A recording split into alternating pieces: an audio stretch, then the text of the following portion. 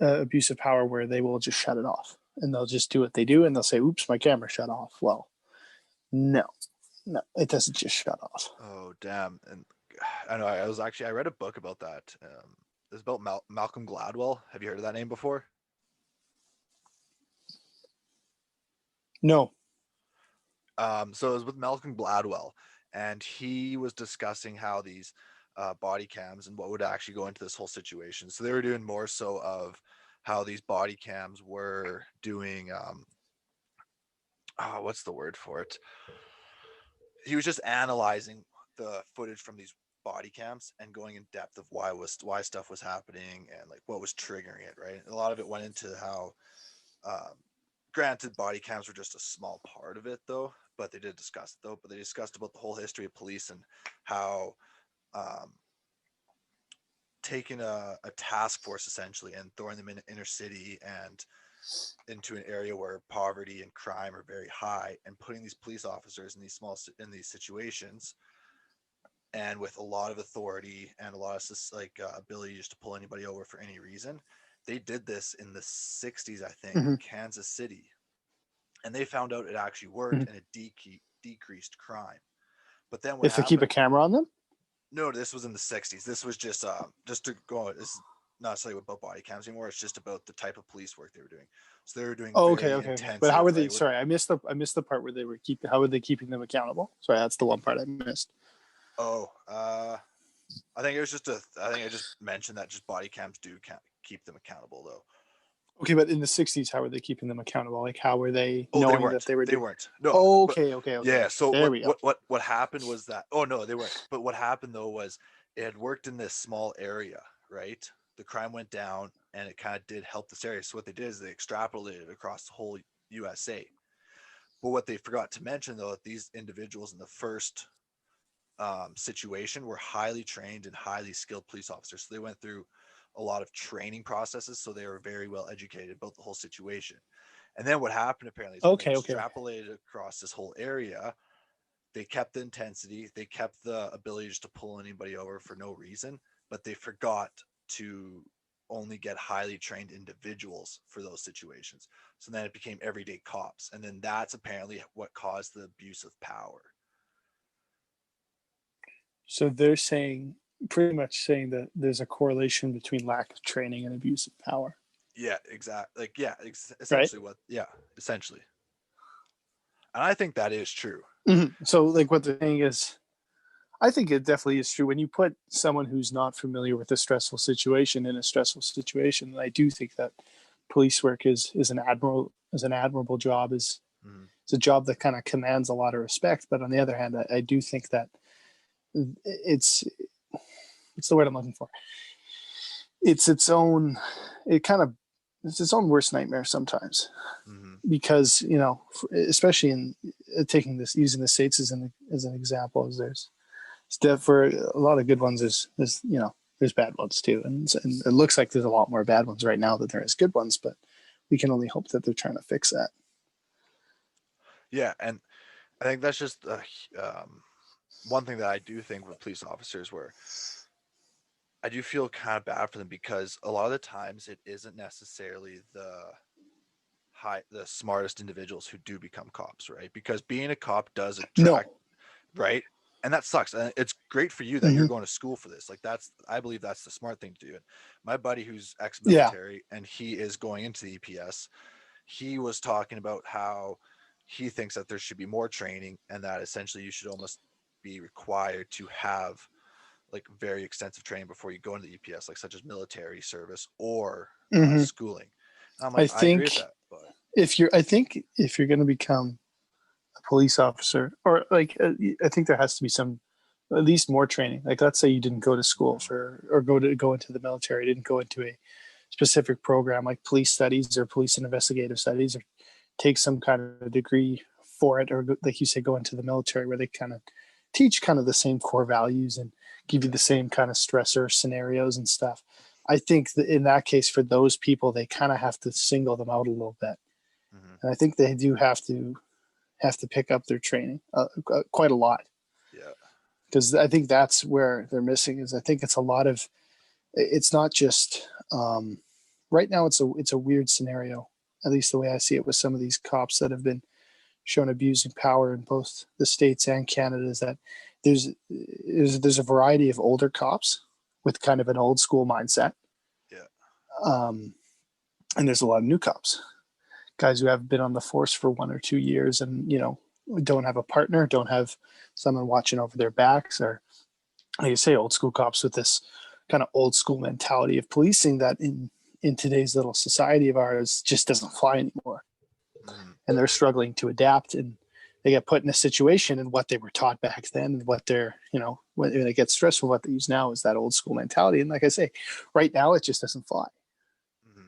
Hey, are we rolling, by the way? Yeah, I was gonna say we're rolling, but then every time I started to talk, I just forgot to like mention it. Oh, no worries. Yeah, we are rolling. No, I was just like, hey, we are rolling. I had no idea if we were rolling or not. I forgot. I hit it because we were like mid conversation. I was like, oh, I want to capture at least some of this before I like disturb the flow of it. Cause I was like, oh, this is actually a good conversation. No, it's great. That's why I was wondering. I'm like, hey, we're having this really cool conversation. Yeah, I was like, oh, let me hit this record button here really quickly though. Yeah, no, it's good. I think as well too. It's like, it's so misrepresented though, because this whole policing situation, and the whole defund the police movement. Because at the end of the day, if you were to take 100 random people, you're bound to at least find at least 1 or 2 assholes out of those 100 people, correct? Oh, more in some cases. Yeah, and like when you have so many police officers out there, you're going to have your 1 and 2 bad cops that are terrible at their job, right? And that situation. Sorry, go ahead. Oh yeah, it's all right. Go continue. And then, but the thing is, though, they extrapolate these like 1 or 2 individuals, right? Right. And that I think situation, that's a really big misrepresentation. Anyways, go. I was just saying, sorry. I got a bad habit of that, not knowing when to there's a slight delay. Oh, okay. So I was like, oh, let me get something in there really quickly. I don't think he's waiting for me to say and that whole ACAB and that whole defund the police thing, I wouldn't necessarily say it was kind of tough on a guy like me, right? Because I have family that is in the RCMP. They're they're a big part of the family that the immediate family that we see a lot. And I'm in, look what program I'm in. I'm in an investigative program. I get taught by police officers. I get taught by criminal investigators, crime scene photographers. Look at the program I'm in. But it is in that whole situation was also something I cared very deeply about, and I was very passionate about. And it puts people in a tough scenario. It kind of tests that moral compass a little bit, I think. Yeah. Because like on one hand, you have, a marginalized group of people who've been marginalized for thousands upon thousands of years, as far as I'm concerned, right? You have that group of people that have finally hit a complete breaking point. And you can't tell, like, especially from, we're both white people. There's no difference, nothing different you can say about that. We can't tell, at least in my opinion, we can't tell a group of people who have been marginalized and, treated differently based on something they can't help. We can't tell them how to react. And I think, although there's other, external forces coming in and stuff like that, I'm not going to get into, but there's, other parties to blame for some of it. But I think a lot of that early reaction, especially in cities like Minneapolis, that's just visceral. That's just what they felt. They finally had enough. They finally hit their breaking point. They tried the peaceful thing, and they thought they made progress in the 60s, and it didn't happen. And now I think this was just the final straw. And in a way, I think it's a good thing, personally. Oh no, for sure. And I think it's weird too, because like I had that one girl on the podcast, right? The Trump supporter. And I still follow her on Instagram for pure entertainment values, because her ideas are just so completely just like, not necessarily fabricated though, but just there's no real, you don't feel like there's a sense of truth behind it in a way. Yeah. But, and then so like she would post photos and it's like, and justification, like the Black Lives Matter protests, while I do believe were justified, there was crime and violence that happened from them and arose from it, right? You can't necessarily deny that. There was violence that happened at Capitol Hill as well too. But then she's talking about how it's like, oh, see this picture, this was the people storming the Capitol Hill. Oh wait, this was the Black Lives Matter protest. And in my head, I'm like, fair point, but you're missing one thing. Their protest is based off facts and something real. Yours is based off some Yes. crazy rabbit hole theory that somehow, granted, USA corrupt as fuck, but the Mhm. entire place of USA being as corrupt as, say, like, this would be bigger corruption that happens in Russia right now. And it's like everybody knows Russia fucking is corrupted, right? But there's whatever. Putin can win Yeah. another term, right? But like, if this doesn't happen in the USA. Like, this is the one thing in the Mm. USA that's actually not corrupt. Yeah, Policies they are do. corrupt, ideologies are corrupt, but like the actual voting process is The not whole corrupt. the whole democracy thing is something that both sides see as super important. The Mm-hmm. whole democratic process of voting is something they do take actually still rather seriously. So, Mm-hmm.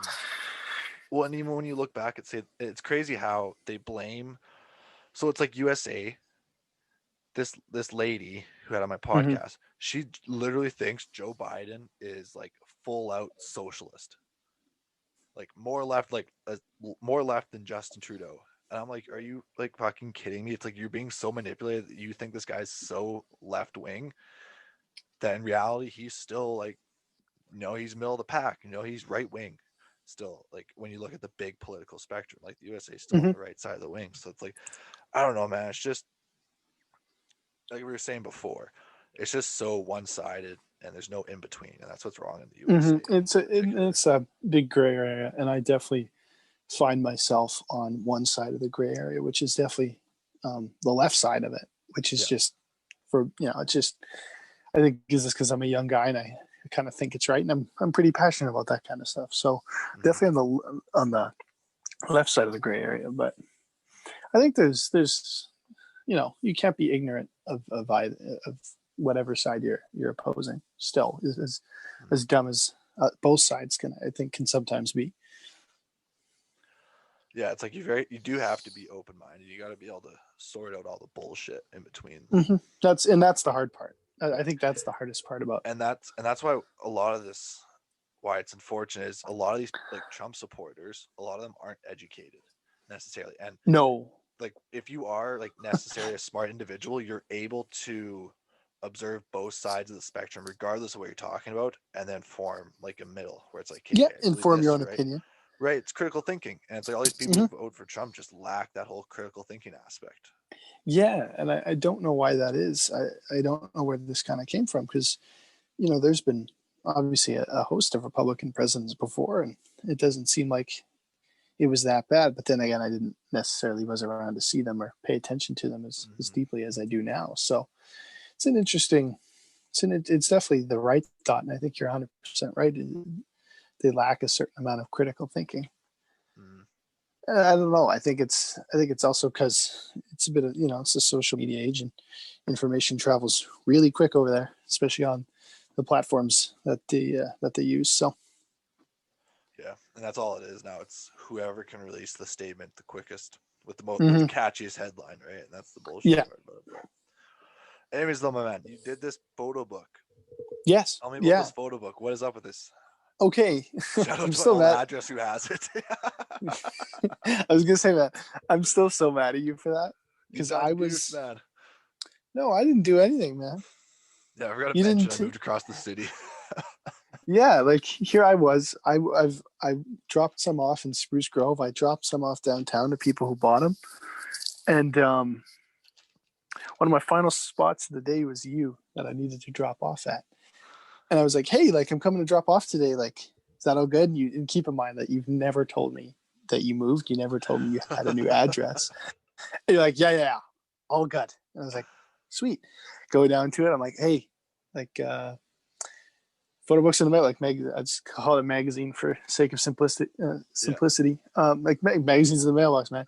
He's like, oh shit. I forgot to tell you I moved. Like, what? Like, man, I got some. Like, I have a forward in there. It's about a page long, and it's got some names in there that are like fairly decently personal, like nothing too serious, but like, it's thinking my mom, my dad, like it's got my brother's name in there. It's like got my friends' names, my girlfriend's name. It's like what? So, anyways, I thought that was interesting. But shout out whoever gets a free book My from goal is to me. buy that house, so hopefully they just have it stored somewhere in the house. But I'll send you extra Yeah, money but though. Okay, honest question as well too, because I forgot to mention this. Did my money go through that I sent you? yeah, I'm pretty sure I accepted the e-transfer. Okay, because I just had like an I'm email pretty that sure came I through. did. I don't know if it was your name or not, and it was like it just said your funds had been returned, and I was like, okay, I'm not It gonna could say have no been to me free because money. I didn't accept the I don't accept the e-transfer until I put it in your mailbox. So I might have put it in and then forgot about it. So it still could be me. I'll definitely go check my email. So you're not sending me 20 instead of 10 because I No, don't want yeah, to rob you. no, So for sure. Keep that in mind though. yeah, about the book though, a hobby I do outside of sports and whatever else is photography. Yeah. I actually, I think we were teammates when this happened. I'm not sure if I ever mentioned it because I kind of kept it pretty private, and I started it a little over a year ago. So I'll bring this one out just to really flex on everybody. But I'm a photographer. Yeah, I love I that. got my By the way, start. man. Oh, thank you. I got my start in street photography, and street photography is pretty much exactly what it sounds. You roam around streets and alleyways, and like you're pretty much just like a little rat, like in an alleyway, and you're trying to capture people and weird places and strange looking events. And you just, sometimes it's not weird. Sometimes it's stuff that's pleasing. It's pretty limitless, which is why I like it. But I like to focus on, not weird people because that's not the greatest way to term it. But Crackheads. Yeah, I do like them. I'm not gonna lie, they do make for good photos. But Dude, I almost hit one the other day. no, really. I was downtown, and this dude, like, it was turning left at advanced days. And he started to cross the street, and then he kept on stopping at the cars to ask for money. So he's in the middle of the street talking to cars. I don't know if he's gonna jump out and fucking get in my way as I drive by him or not. But anyways, continue though. Okay, yeah, and it's just like you say, like I like to find people kind of on the fringes of society a little bit, and I like to find like strange graffiti and pretty much anyone who's comfortable with a camera being in their face. Because a lot of street photography gets criticized because a lot of the subjects in the photos in some cases, don't know they're being photographed. In some cases, it's people who don't necessarily understand that they're being photographed, if you know what I mean. Like they're not in the headspace. They're not aware But of like I it. say, it's not always, I make it sound so malicious, but it's not all that malicious. It's just capturing just interesting little things of society. So that was in street photography. It was the first time I've ever been published, and I got published in Outer Spaces magazine, and it's run by a lady named Amanda Capasso, and she's had a couple successful magazines. She lives in Connecticut, but she publishes out of New York. So That's dope, man. I'm published in there, Congratulations. and I'll flip my camera here so you know I'm not lying. So I got my last name in there. Ooh. I got where it was taken. So I got published. This is one of my favorite photos I've ever taken. It's this old lady giving me the finger on White Ave, Oh, dude, that's right by sick. Beercade. That's right outside of Showdown in Chinatown. That's Pole White Ave. That's downtown by Rogers. And I got 3 pages here. Dude, that's So sick, bro. That's sick. yeah, I'll show you that they also, where am I here? They also got my name. I don't know if you can see that very well, but they also got my name Yeah. there. So it was also what I really liked about the magazine as well is it's like they got photographers from Chicago and from Bangkok and like New York and Mexico. Some guy did some really cool photos. Like one of the best photos, like Hong Kong, there was a photographer that was posted, just a cop on his phone. And like what I mean by like people who don't know they're being photographed as well. There's perfect like this kind of stuff here. Yeah. Like it's just people who don't really know. Like this guy with his 2 dogs. How often do you go and do this? Like, do you do this a lot, or do you just do this like once in a blue moon? Well, I love street photography. I love it to death. But right now, I think it is the toughest type of photography to do because no one's on the street. See, but I think what would be cool though, because what I really like is when you drive downtown at like 2 a.m., 3 a.m., and Yeah. there's nobody out there. Yeah. And like I like that. That's a I cool still feeling. can do it. I Yeah. still definitely can There's do no it. motivation though to do it. No, because a lot of the subjects that I look for and I like, they're kind of been pushed inside. And some of them haven't. And a lot of events that I'd actually end up going to, like I really wanted to go to the Tattoo Expo. Mm-hmm.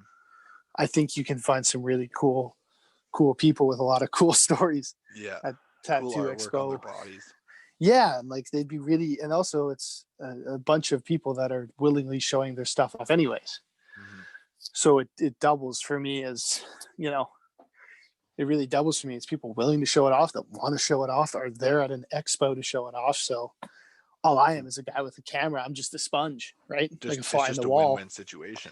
Yeah, I really wanted to go there.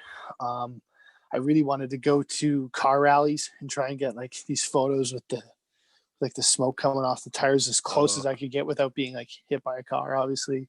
Yeah. I wanted to, and now it's like you go downtown and like even like the people, like the homeless people and the fringes of society people, they're just not around. Mm-hmm. And I did, but before the cases got super serious, it was around, let's see when it was. I think it was July-ish. So only a couple hundred cases at that point. I went to Calgary and Banff. Yeah. Yeah, July, August, somewhere around there. I went around there and I took some photos. So I still try to get it in, but until this whole thing really, really curbs, like coronavirus, until it really, curbs down, I just kind of got to do what I was doing. And that leads me into my next segue of what I was doing. The one thing that luckily didn't die with the pandemic is live sporting events. And we've had conversations here. Yeah, at least recently. Right, because I'm assuming it was off, for 3 or 4 months probably there?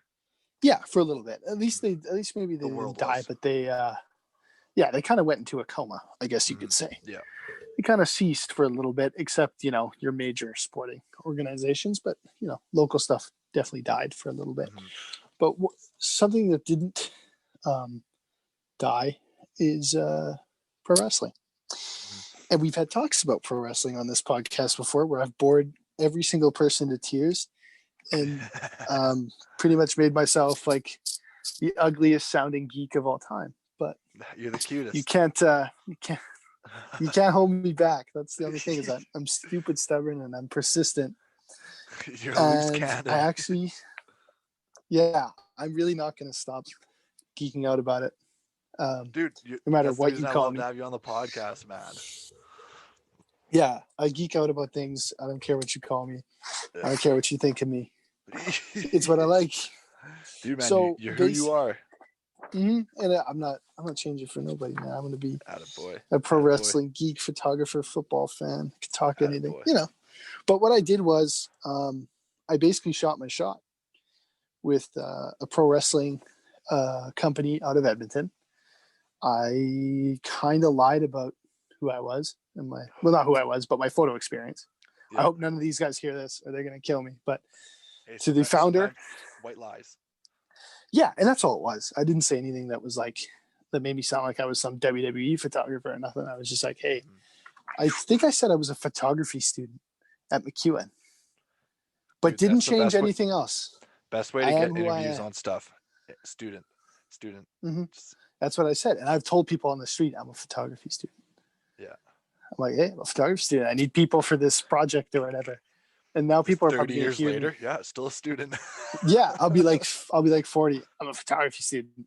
So I got to keep myself looking young. But that's the only lie I told, because I thought like they're not going to have some random Joe off the street come in and be like, oh, go ahead. So I was saying, photography student, and I have like a passion for pro wrestling. Will you let me in? And they did. And I hope nobody hears this, but I don't know if these guys watch this. I might never be invited back. But so I went there. I went to one of their events. I hope so, because they all said they really like my photos, whether they're you hear lying that or stuff not. all the time though, where it's just like somebody just kind of lies, gets in there, and they're just like, oh, okay, well, whatever. Works a lot for rappers. You Oh know, yeah. it works a lot for rappers. They say they got more albums out than they do, or more hits than they do, or Yeah. produce songs they didn't when they were younger, and they got in and they never looked back. Yeah. More So zeros than it's in their bank account. yeah, exactly. So I feel like it's in a sense justified. They all seem to like what I was doing. They don't seem to bother me. They don't seem bothered by me there. So, but yeah. So, anyways, I shot my shot there. They let me in. Took some photos for them. All the guys said they really loved them. They thanked me a ton. And then I got another message. It was another company that works out of BC, Calgary, and Edmonton. Yeah. Or at least that's kind of like their target area. I don't know how much wrestling they actually do in BC, but they do it in Calgary and Edmonton primarily. And one of their one of their wrestlers, I'm going to shout him out because he's a really good guy. He's a manager at a Popeyes supplements. But I probably shouldn't have said Popeye that. supplements. I know. But it's about supplement king boy. I know. But he's a sweetheart. Yeah. I'm going to just say his wrestling name, Nasty Nate Nixon. Okay. One of the sweetest guys, wrestlers I've ever talked to. He said, "Hey, I saw your stuff that you did with my old company, which is Monster Pro Wrestling, which is the first one I visited. How would you like to come take photos with RCW, which is Real Canadian?" And I, yeah, are you kidding me? Yeah. Like, you know what I mean? Like, are you kidding me? Like, of course I'll come out and take photos for you guys. Like, no questions asked. Dude, that is sick.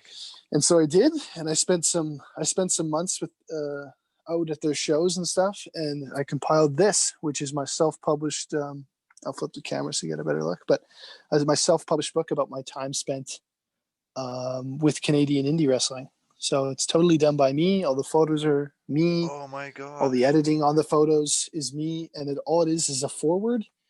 And out of close to 4,000 photos, I think I have 160 in here. So I compiled definitely the best of the best. Really, dude, that is sick, bro. That's awesome, man. Yeah, and you know what? Along the way, I got to meet a ton of these guys. Not all of them, but I got to meet and talk to a ton of these guys. Face to face, social media, and I kind of set the book up like a match would be set up, in a sense. So the first half or quarter of the book is entrances. Then the middle is the wrestling moves, and then the end is the winners and losers. Okay. So I set it up kind of like that. So I set it up how a real wrestling match would be, in a sense, set up. And there's some really cool guys in here. There's one of the wrestlers from Monster Pro is a former UFC fighter out of St. Albert. No way. He has a record of, I think, 11-2. I don't think he ever saw a championship. I can't really speak, but he was a long tenured guy in the UFC. His name is Mitch Clark. That's his real name and his wrestling name. Yeah. Let's see. I'm just looking up his record here. He had 16 fights with 11 wins and 5 losses. So a very, very, very good record. I mean, when you're considering that he's he's black belt in Brazilian Jiu-Jitsu too. Yeah. So he's a submission guy. Hey, you're in the UFC, you'll take 16 fights in a very positive record. He's a very sweet guy. He's really cool. And then I got to meet a guy from New Japan who's from BC. I never actually got to meet him, but I got photos of him. And he was the first match on Japan's biggest wrestling show about 2 months later. Wow. Because he actually works in Japan. He works in Japan's biggest company, but he was sent home from, because of the virus. And he needed to obviously get back into wrestling mode for New Japan. And he came here. He came to Calgary and Edmonton for one night. And I saw that post and I almost did a backflip. I got, I was just so out of my brain excited that I was seeing one of my, a guy I watch, on TV that wrestles in Japan, part of the biggest group of, because within wrestling, there's like little groups of guys who, factions is what they're called. He's in the biggest faction in Japan. He's beaten very notable guys, and he just headlined their biggest show of the year. Well, not headlined, but it was the opening match on the biggest show of the year for a title. So his name is El Phantasmo. He's in here. Are you aware of the Davinki Twins? Yo, yes, I am actually. I was going to ask you about that. I heard you had you were taking photos of them as well too, or? Yeah, they work in for the meantime because they actually had a WWE tryout. Okay, yeah, 'cause that's what I saw. I saw something they were actually like getting pretty popular. Yeah, so they actually were wrestling long before they became TikTok guys. They're pro wrestlers at heart. Like the fact they blew up on TikTok is such a coincidence, and obviously for their sake, I'm not gonna blow the whole with kayfabe thing with that TikTok stuff because the unknowing person doesn't really know. I've met these guys when they're not in wrestling mode, which is Davinki mode, and I'm not gonna blow their characters for them. It's not what I'm because that's a kind of a bit of a sacred thing, and I don't want some of these guys coming at me like, hey, why did you blow our kayfabe? So just not gonna do it. But they're pro wrestlers. They're pro wrestling twins. They for the sake of this conversation, if you want to talk about them maybe after something, we can do that. Yeah. But for their sake, they're twins. They're twins. They got big hearts and kind of small brains, as we can kind of see from their TikTok. But they're very sweet guys. They're very good wrestlers. They're actually, I think they're still RCW tag team champions. They had a WWE tryout. They wrestled in Beyond Wrestling, and I think Beyond Wrestling is a pretty big company. So, but just there they are. That's not the only photo, but that's just the first one I could find flipping through. Okay, for an example. That's them there. Yeah. That is also the guy who wrestled in New Japan. Okay. That's Phantasmo. I'll find a photo of him, but that's the guy who invited me out to RCW. So kind of worked there. But let's see if I can have a good photo of where did Chris and Patrick. So where were these events held? Was this just in Edmonton, or was it in BC as well too, in Alberta? It was in Edmonton. So I'd always go to the Edmonton shows for obvious reasons. Because I'm not going to go down to Calgary. I probably could have, but if you had enough events, though, there's no need to. Yeah, every week they have one show in Calgary and one show in Edmonton. And Edmonton is Fridays, I believe. I do have it listed in here, and I will at the end tell you where the hell you can find these guys, because obviously that's part of why I'm here. So I got a good photo of it. So this is the guy who invited me out. Okay. That's Nasty Nate. He's damn good. He is damn good. Where do they have these events in Edmonton? Okay, so in Edmonton, the sorry, my bad. The Royal Canadian Legion? Oh, up by Commonwealth there? I guess that doesn't narrow it down, but yes, it is the one actually by Commonwealth. Okay, weird. Lucky. So they have it in there. I guess saying the Legion in Edmonton doesn't narrow anything down, but that's the only one I know of. Though. No, that's fine. So yeah, they have one show. RCW is always run out of the Legion by Commonwealth. Mm-hmm. And then the Monster Pro Wrestling one, they don't do it weekly. They do it, I think, monthly, or maybe they'll have two shows in 1 month and then one in the other. The schedule is a little bit different because, different companies run things very differently. Right now they're doing it in their training building. They have a building set for their wrestlers to train. And so right now they're running a couple matches, or I think at least one match a week on their YouTube channel, which is just Monster Pro Wrestling. Okay. RCW is actually shut down right now because cases spiked up. So there's no live events. So they're actually shut down for a bit. I think it's been almost 182 days, I think, since they ran their last show. 182 or just 82? Just 82. Okay. Since they ran their last show. But they seem to be all good. Guys seem to be all good. I think they're just kind of anxiously waiting for them, so they can return to the ring and get back to wrestling. But Monster Pro's doing a really good job. They just have a very small set of people there. They let two guys go, maybe 3 or 4 guys, depending on who they have wrestling, tag team or whatever. But they do it on their YouTube channel. RCW shut down right now. Monster Pro runs out of the training center, or they run it out of the Alberta Avenue Community Center. Where's their training center?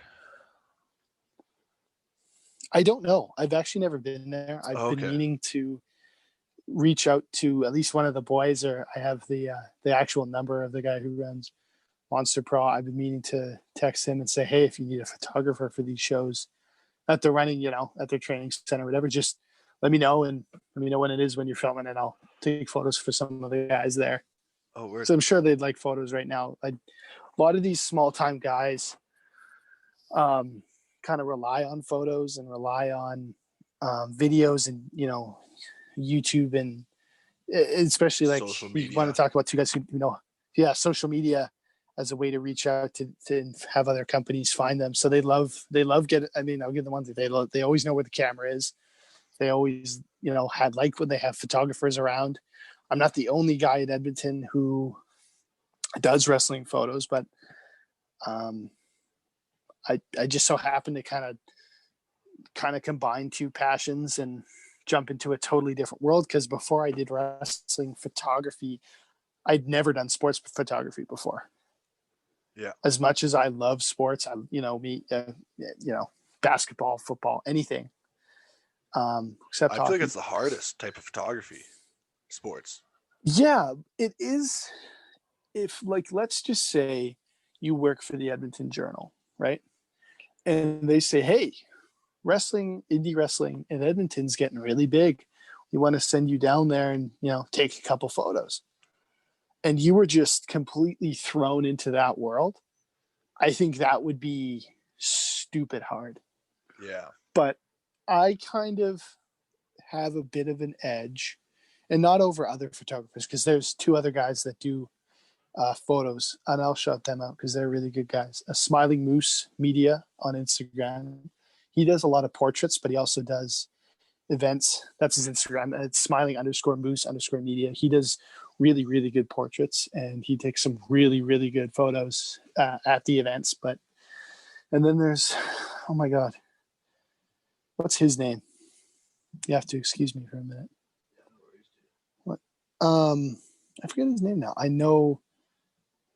Let me just go RCW, and I will find it in like 2 seconds. Because he takes really, really good photos too. He's got some, I don't know a ton about cameras or whatever, but he takes some really, really good photos. He's got some really, really nice equipment. And that's part of the other thing I like about my photography too, is I don't have Helfrich Sports Photography. So he is Helfrich, which is HELFRICH_sports_photography. He does some stuff with U of A hockey, but he also does a ton of wrestling photos. He's a really good guy. He actually was at my first show with me, and he actually gave me a ton of just not advice on what to shoot, but where to shoot to get good photos Tips and whatnot. Yeah, he didn't want to obviously give a lot of his secrets away, which is totally understandable because he's been the guy, the wrestling guy. Him and Smiling Moose have been the dudes taking photos of wrestling in Edmonton, and they're both older dudes. I think one's mid-30s, and then I don't know how old Smiling Moose is. I'm probably going to bill him in the same area, but they're kind of the OGs of that, and all of a sudden there's some young buck running around with a camera taking photos, and they both could have been really non-receptive towards me, and I wouldn't have necessarily blamed them at all. They could have been real jerks, but especially Helfrich, because I see him more often, because like I say, Smiling Moose isn't just wrestling photography. He does portraits of wrestlers, of regular people. I'm pretty sure there's wedding photos and nature photos. He does it all. So they could have been really big jerks, and they weren't. And Helfrich gave me a ton of tips. His name is Matthew. So Matthew actually gave me a ton of tips on where to shoot and where to stand. And if the guys leave the ring, they're gonna someone's gonna tell us beforehand, so we're not in their way. So he's just really good. I've just been really happy with the reception from the boys and the fellow photographers and the guys who host the events. And I try to be out of the way as much as possible. But I do have a funny story later, so I don't ramble on for too long about actually me not getting out of the way when I didn't know it was going to happen. No told me. I didn't get out of the way, and I was actually part of something. But we'll come back to that because I know you have a question. If I remember, I have a few. But Anyways, first one though, what's like your networking approach when it comes to like photography? Obviously, you met these two individuals at the ring, but how did you like get your connections like that one magazine, and then how did you eventually make that lead into your way into a the wrestling gigs? Is it just Um, through Instagram or? yeah. Um, the lady I met who did the street photography magazine, I actually, and here's where I'm going to embarrass myself now. I actually found out who she was on Reddit. Okay. She was kind of having auditions in a sense. She wanted to start another magazine that was different from the one she did before because she wanted people that were not just from America but from across the world. So I, joined some because I do pretty much outside of the digital that I actually got for wrestling because it's super hard to get wrestling done on film. Yeah. It's not impossible, but you need some heavy duty equipment that I, as a student and a guy who works part time, cannot afford. Yeah. And What camera do you that's, have right now? I have 4 cameras right now, which sounds like a lot, but there's a story behind each. The first camera I ever paid for was about, actually, no, I haven't paid for a single camera yet. Damn, lucky you, boy. I know, and you know what? I'm just gonna it's gonna make sense as I go through the natural progression of things.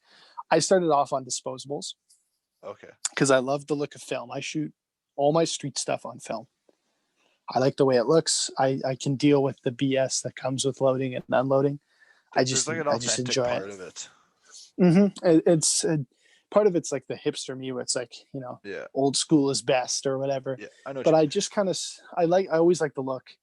It's a I different didn't vibe, know a especially when time. it comes to street art, where it's like the authenticity in the picture itself is what makes the picture, I feel like. Yeah, and I don't edit my photos a ton.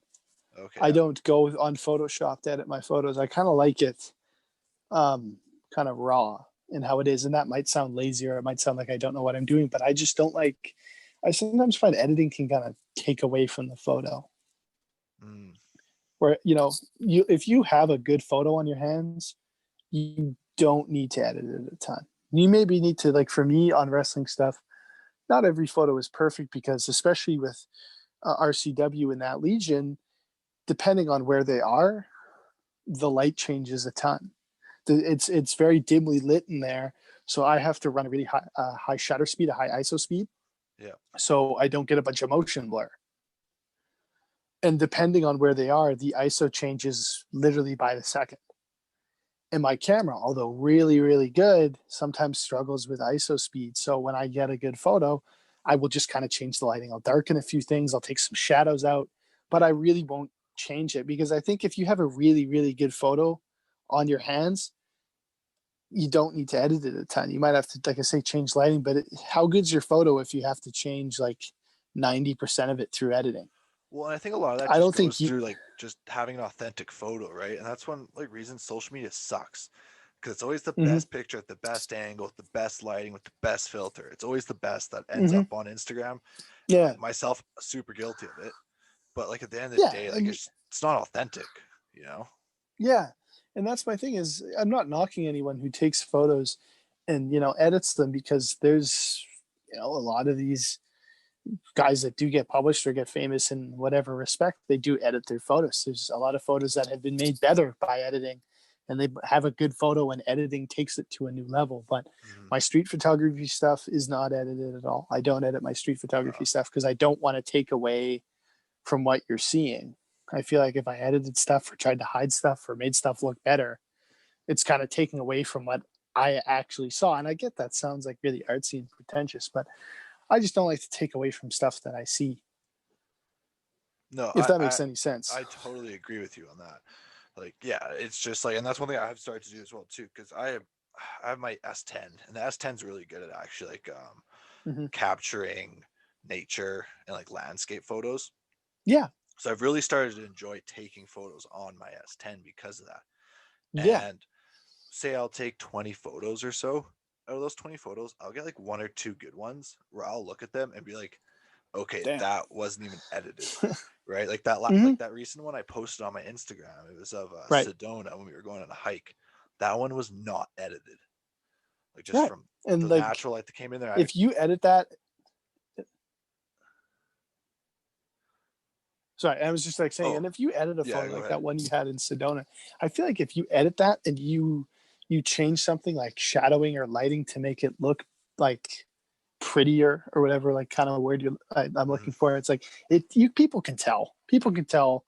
They're not dumb. People can tell when you've added more light or you've taken stuff away.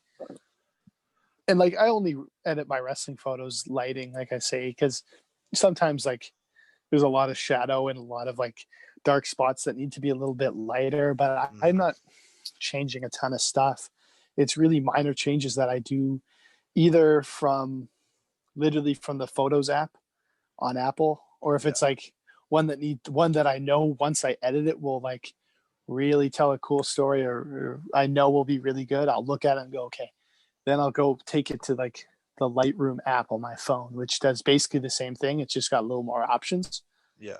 But most of my editing for my wrestling stuff is done from the edit button in Photos. Like that's how light the changes are.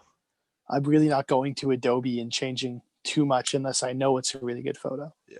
See, and I was about to ask you about that. Like, do you use Adobe? Because I know I signed up for Adobe because I was planning on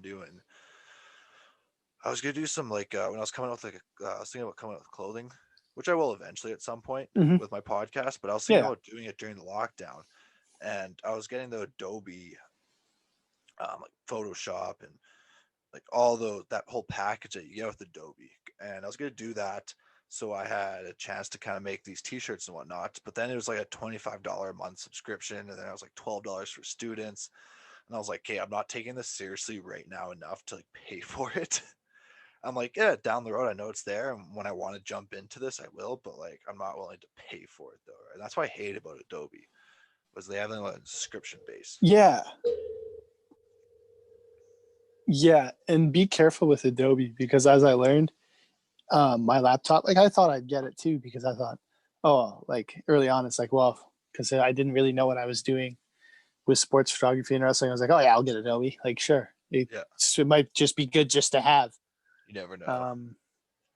Turns out my computer actually didn't run it. I have an old Chromebook, which does a really good job with schoolwork and not much else. Does a great job with Word and PowerPoint and Excel and whatever else I need it for. But beyond that, it doesn't really run Discord. It doesn't run like Adobe. Shit. So it was a real hassle getting my money back. Oh, okay. I actually had to call them outside of emails I sent and stuff. I actually had to call them 3 times to actually end up getting my money back. So be careful with Adobe. I'm not going to like. Yeah, and I got fucked over too there for a bit because I remember it took me like an hour to figure out online how to cancel my subscription. And that's what I hate about all these companies. Mm-hmm. They make it so hard for you to cancel your subscription and I've done it myself. I do it a lot where I'm just like, fuck it, like this is future Matt's problem. I'll pay the extra $5 and I'll do this next month. You know what I mean? And that's why they do it. So you get sucked in. You just say, fuck it, whatever. I'll do it next month. It's only $5, right? I made a lot of Adobe payments that I definitely paid someone's salary for the year trying to figure it out. And actually, I canceled it online because I canceled my free trial or whatever online. And then I kept on having payments taken out from my card. Yeah. So I actually, like I say, I ended up calling them 3 times. And then on the third time's the charm, they finally canceled it. So that was good. But just be careful with Adobe a little bit because if you really don't know what you're doing on Adobe, and you really don't do your research before, you're going to end up paying a lot for something that's pretty expensive, but a pretty useful tool. Yeah, and that's the thing. That's why I was like, I don't make enough money from this podcast to be investigating into like experiments yet, man. Like, try to focus on the sound first, but like whatever. Yeah, and that's fine. Like it's bit by bit, and that's kind of where I'm at with my cameras, where it's bit by bit. I'm not. If I ever get a call to the big leagues, like let's say someone somehow stumbles across my photos and next thing you know I'm going to Japan or I'm going to the performance center for AEW or WWE, that's when I'll put my cash in and get something really, really good, right? Yeah, splurge. Yeah, that's when I'll really splurge. But until then, I'm very happy with what I'm running. But back to your question about cameras, I guess. Oh yeah, word. Well, actually, one more question. What's like go crazy. like, where do you want this to lead to? Like, obviously you're just going to kind of do it for like a passion project. It's something you love though. But like, is this something where you're just like, you have in your mind where it's like this, there's an opportunity here where this could be my living? Yeah. That's crossed my mind. Like, at some points when I was really before the, the pandemic and stuff, where it's when I got published in street photography and I was looking like I was going to get published again, before this is all before the virus started and everything totally turned upside down. It looked like I was going to get published again, but that kind of fell through because the pandemic really canceled everything and people had to focus on other things, which is fine. I'm not salty about it. It's just like people had to focus on themselves and they did that. So, and it's not like nothing can happen after, but it's definitely something I've thought of where it's like, you never know. And that's kind of comes into your question about like, how do I reach out? I just use Instagram right now. Okay. Until I'm done school, like I'm really not gonna, I'm kind of just, everything I've done is through myself and kind of put myself out there, which is kind of something that people I notice lack a little bit. Where it's like every project I've done or I've been part of or been published in, I've reached out first and I prayed for a reply. And like, let's say I didn't get that reply, I'm not going to stop. Yeah. I take that kind of like rejection as fuel. And like just recently, like just a couple of days ago, there's this new wrestling magazine that's coming out and it's got art pieces, it's got journalism pieces, it's got really good photos. And I reached out to them. I said, hey, I'm a young wrestling photographer and street photographer out of Canada. How do I get involved? Check back in an hour. They saw it, never replied. So then I'm like, okay, maybe they're busy or whatever. So I messaged them again. I said, or do you accept submissions? Yeah. Nothing. I'm still unread. And it's fine. It's totally fine because all I do is see that and go, okay. So maybe one, they just don't do anything I ask for. Or they just don't care because they got a set group of people. But I'm going to take that, as a rejection is just like, okay, let's just work harder. And like the next time I reach out to them, they'll have to say yes. Yeah. Make them come to you essentially. And that's just how I'm going to do it. Mm-hmm. Yeah. If they're not going to let me come to them, I'm going to make them come to me.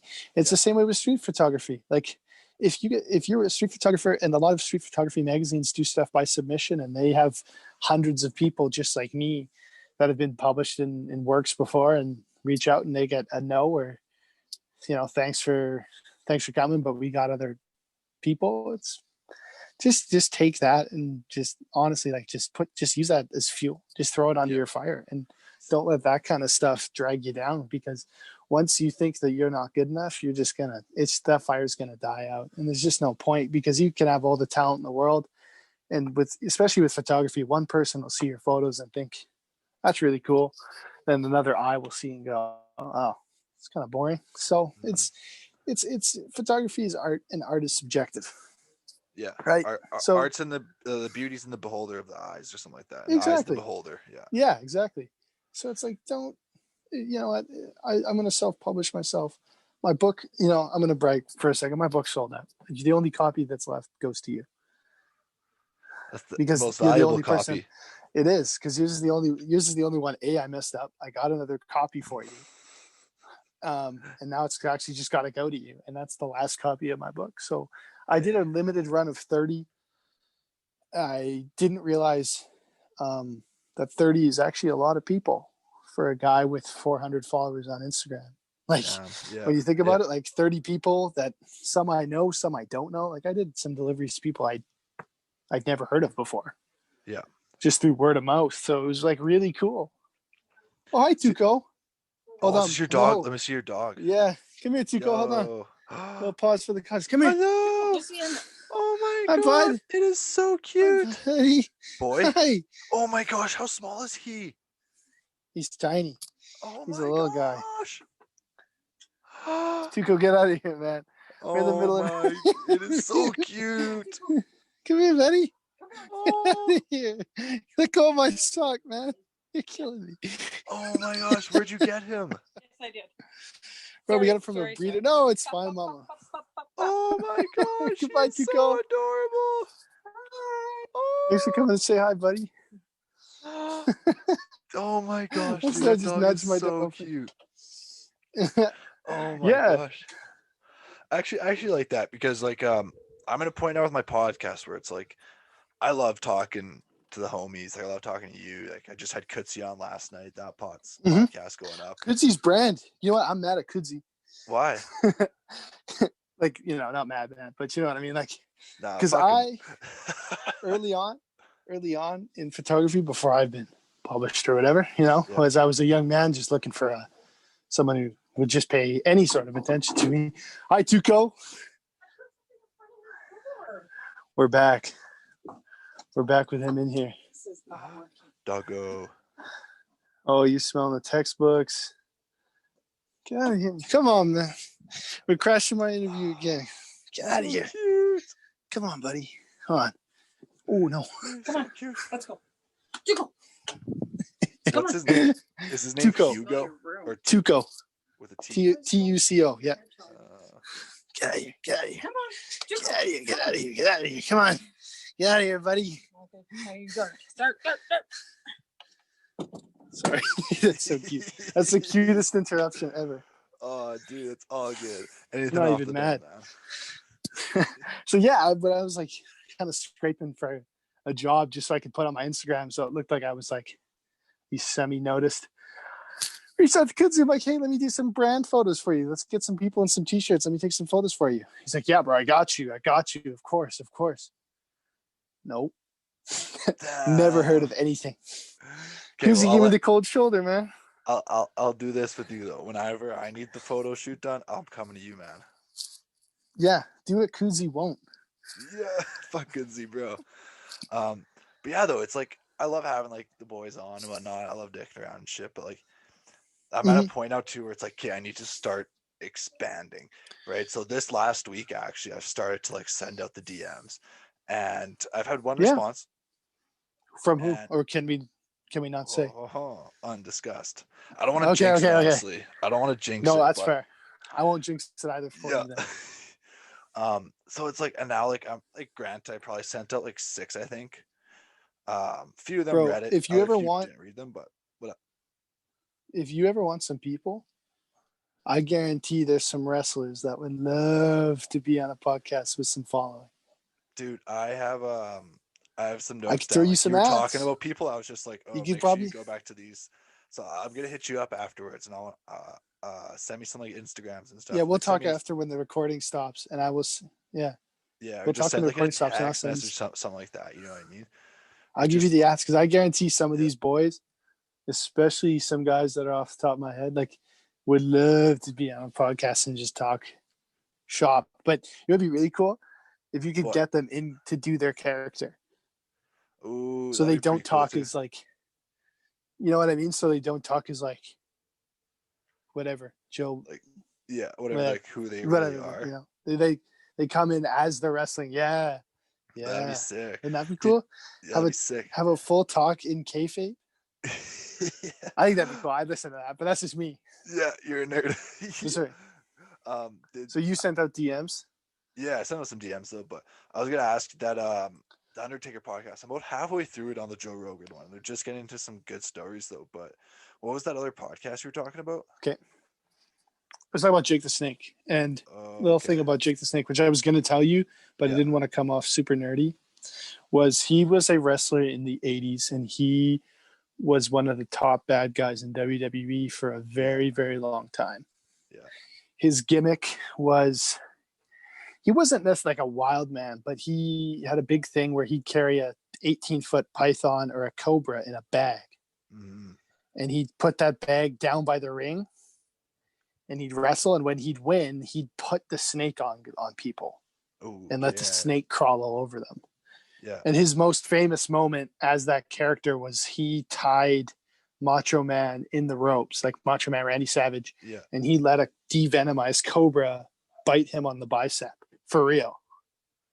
Damn. And keep in mind, WWE was airing on like Saturday mornings, like cartoons. So there's like 8 and 12-year-olds watching Macho Man Randy Savage, like the kid's favorite wrestler, maybe outside of Hulk Hogan, have this, evil dude throw a snake on their favorite wrestler and letting him just latch onto his bicep and literally just like fight until he bled. Wow. Yeah. So oh my gosh. through that lifestyle, like I said, because it's a hard look into wrestling in the 80s, he was the proprietor of living a really bad life, getting into wrestling, becoming a wrestler, and then having that bad life finally catch up to them at the height of their career. And he's still successful. He's actually signed to a company now as a manager, signed to AEW. So he's seeing a ton of success again. People want to, love him again. They did when they were kids.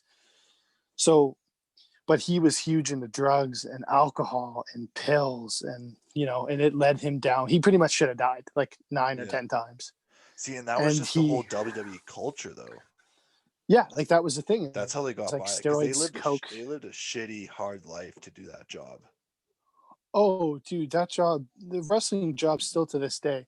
Although now I will say, because I know the industry and stuff, probably hear my dog probably clawing at my door and the squeak toy in the back. But the travel part of the lifestyle is not gone. The hardness of the schedule is not gone, but the coke and the alcohol for the most part, and the pills and everything else is pretty much gone now. Okay. You have your few bad eggs, steroids wise, but really wrestling is now more like theater geeks who worked out through high school. You know what I mean? Okay. Yeah, I know what you mean. The culture's changed. Yeah, it's not all big, like giant beefcake men anymore that, once they're done, they do like 4 rails and a whole bottle of Jack Daniels anymore. It's mostly just, like I say, theater geeks who worked out or guys with passion for that industry that got into it. Wrestling has done a really good job of cleaning itself up. Yeah, and that's what the Undertaker was saying, that they now do like really strict drug tests now. No steroids, none of that stuff. And people think like, oh, wrestling, no steroids. Like, come on, like we're not dumb. But dude, I've even shows these small, like they start drug testing at shows like the ones I'm at. Like it's just not something that's acceptable because more than ever now it's seen as a sport, and it's people hearing me call wrestling, like I call wrestling a sport. It's not, by definition, maybe not by definition a sport, but it's an athletic event, is it not? Yeah, it is. It's like cheerleading almost. Right? You know what I mean? I would clump it in with cheerleading. Yeah, it's an interesting way of putting it, and I don't take it as an insult. To an extent, but I don't take that as an insult because they are very comparable. Professional wrestling, because they don't know what the fuck, like they know what's going on, but they don't have a set routine. They go with the flow. Yeah, a lot of matches are called on the fly, and a lot of the actual talent, like a lot of the actual match you're seeing, is just 2 guys calling it as they go along.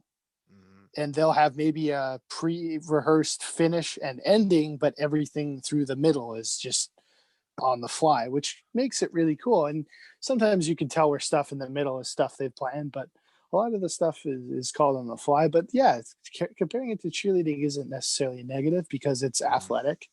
Yeah. It's it is rehearsed to an extent. Cheerleading is all rehearsed, but and not all wrestling necessarily is.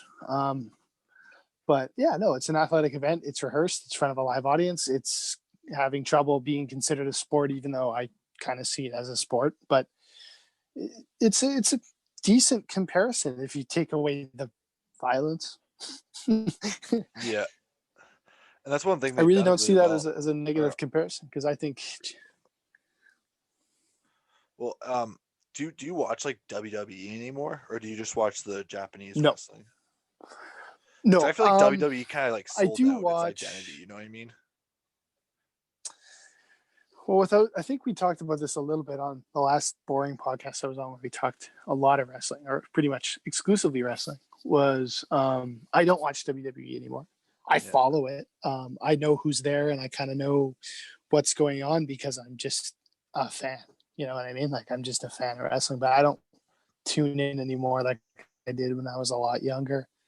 I've found as I've become a lot more, not a snob, but a little bit more of a hipster with wrestling. Like I say, I watch the small indie, like I watch the guys that compete with WWE because they have to do so much more and so much better. Yeah. And it's so much like I think the talent's better too. I think their rosters are better. And like I say, now we're finally starting to see WWE start to fold. We're starting to finally see them people kind of grow tired of their way of wrestling, which is short matches, singles storylines, like, one-on-one storylines and stuff, and not a ton of representation for women and wrestlers of color, where these other indie promotions will, if you got the talent, you're going to be our guy. Well, and it's almost like a TV show with WWE. Like there's, and at the end of the day too, it's like, you tuned into WWE because you want to see The Undertaker throw Kane or whoever it was, Mankind, off Hell in a Cell. Yeah. Like you want to see that stuff. That's like, you don't even do chair shots anymore. Mankind, You know what I mean? You got it. Right, and that's what I got disinterested in WWE.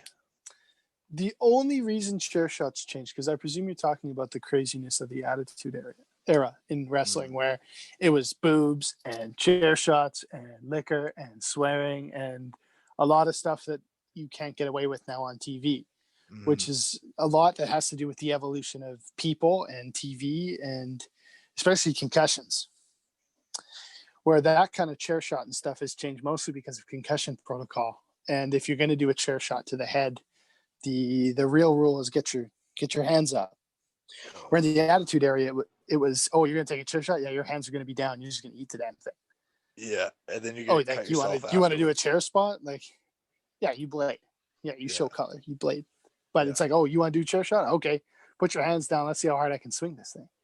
And even like guys like The Rock had one of like, not the most infamous, but by Mankind, actually, where they were in a Extreme Rules match, I think. So, and The Rock took like 6 or 7 unprotected chair shots to the head in a row. Really? Not throughout the duration of a match, in a row. Wow. And this is like, hey, this is Fast and Furious. Like, this is The Rock we're talking about. Well, he was part of that Attitude Era, so he was taking unprotected chair shots to the head. He was doing all that stuff. Like, it's just the era it was in. But everything changes. And I just like the competition. I don't like the top dog. And I think that's kind of what makes me a hipster with wrestling. Definitely. Is I don't like if we're comparing it to music, I don't like the top 100s. I like the stuff that I like the stuff you find in the 50s, the 50 spots or the 100 spot. Like, what I mean? I love it when you see, because like I do like underground music. Like a lot of the music I got into nowadays, like, and the reason why I still listen to it though is because a lot of it I got into before they blew up. So like TDE, I got into that stuff when Kendrick Lamar dropped Section 80, right? Before he blew up. J. Cole, I got into J. Cole when he released this Sideline Story. Logic was Under Pressure. Like, I got into a lot of these artists before they blew up, right? So I really like music that way. But I love it though when I see an artist where like I fucked with them before they blew up, and then I see like all this success come their way, because I'm like, you know what, you deserve that. That's awesome for you, right? Because I saw you where you were 4 years ago, right? Yeah, no, that's like the coolest fan moment ever. But what's rare is that you see that and like the old school people stick around.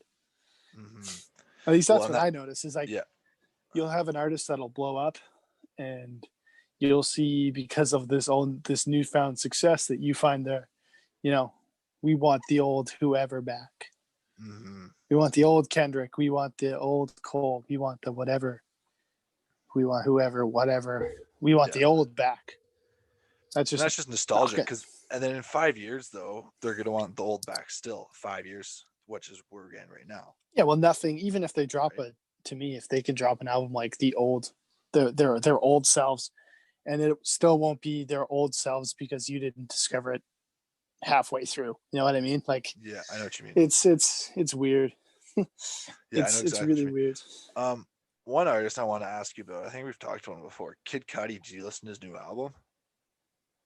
I might never be invited back, but I'm not a big Kid Cudi fan.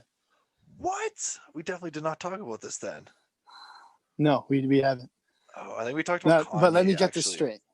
let me get this straight.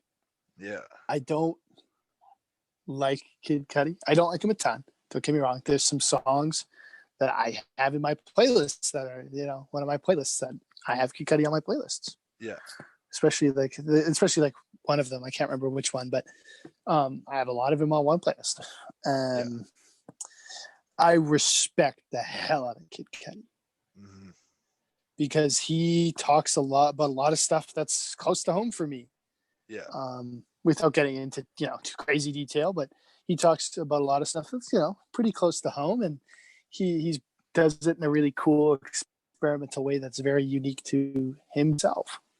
And I respect the hell out of Kid Cudi, but I don't really like him. I know what you mean. I respect what he talks about. I respect the ingenuity. I respect the total groundbreakingness of his work. It's just the music portion of it isn't for me. That's fair. Ghost, on the other hand, Ghost can bang in the playlist whenever it's on. Oh, dude, that was such a good album. I do have to say, did you? Kanye released some good albums there, like Life of Pablo.